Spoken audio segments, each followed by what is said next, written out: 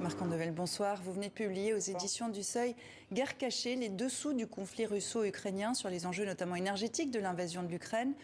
Personne n'a intérêt à un accident dans une centrale nucléaire. Alors pourquoi ces combats autour de Zaporijjia?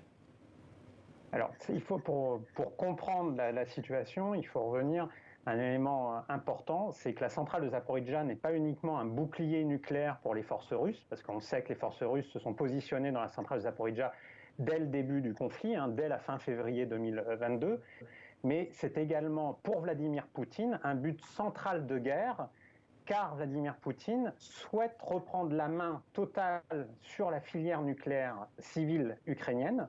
Ça, c'est extrêmement important à comprendre. La centrale de Zaporijjia, c'est à peu près 40% de l'énergie électrique pour l'Ukraine. Donc, c'est un enjeu de souveraineté important pour les Ukrainiens. Et ce qu'il est aussi nécessaire et important de comprendre, c'est que si les Russes veulent reprendre le contrôle de la filière ukrainienne nucléaire civile, c'est que historiquement, ils avaient une tutelle sur les centrales héritées de l'Union soviétique. Et ces dernières années, les Ukrainiens se sont de plus en plus tournés vers l'industrie nucléaire civile américaine. Alors on comprend bien le contexte, mais le patron, dans ce cas particulier, le patron de l'ONU parle d'un suicide. Le président turc dit craindre un nouveau Tchernobyl. Est-ce que c'est en effet une hypothèse plausible? Actuellement, par rapport à la situation des combats, chaque partie se renvoie la responsabilité des bombardements.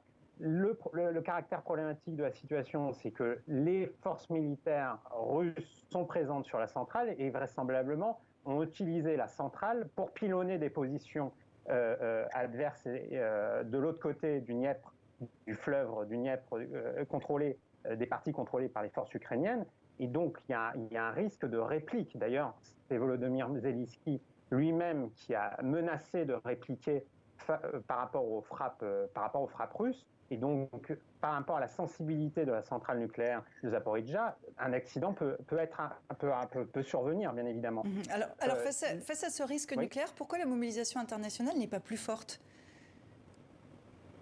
Parce que traditionnellement, l'Agence internationale de l'énergie atomique, là, qui normalement devrait inspecter la centrale, a considéré comme puissance nucléaire avait, d'une certaine manière, un droit de regard et de contrôle sur les anciennes centrales héritées de l'Union soviétique, tant en Ukraine que dans l'Europe de l'Est. Et depuis que les forces russes ont pris le contrôle de la centrale de Zaporijjia, c'est principalement en fait les Ukrainiens qui ont bloqué les demandes d'inspection dans la centrale de Zaporijjia, car ils craignaient que ça allait entériner l'occupation de la centrale par les forces russes.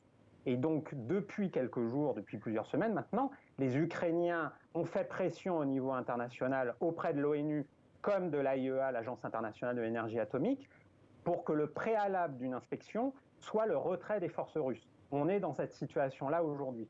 Et je rappelle donc que les présidents Vladimir Poutine et Emmanuel Macron demandent dans les plus brefs délais une inspection de la centrale qui est sous le contrôle russe. Dernière question, vous nous l'avez dit, le nucléaire est un but de guerre. Est-ce que c'est aussi une arme?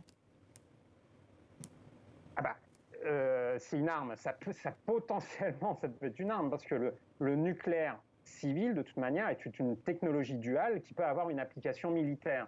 Jusqu'à présent, depuis le mémorandum de Budapest, l'Ukraine a signé le traité de non-prolifération, mais il faut savoir que depuis l'annexion de la Crimée en 2014, dans les élites ukrainiennes, il y a un débat de plus en plus prégnant depuis 2014, mais qui s'est accentué ces derniers mois et ces dernières années, pour dire la chose suivante: si on avait eu l'arme nucléaire atomique, on aurait été protégé de la Russie, puissance nucléaire. Et donc le débat en Ukraine, comme dans certains pays de l'Europe de l'Est, je pense à un ancien ministre de la Défense polonais qui a réclamé à ce que les Occidentaux fournissent des ogives nucléaires aux Ukrainiens, le débat est posé ces derniers mois et ces dernières années par les Ukrainiens eux-mêmes. Donc oui, bien évidemment, au-delà du nucléaire civil, derrière, il y a la question de l'équilibre des forces au niveau du nucléaire militaire.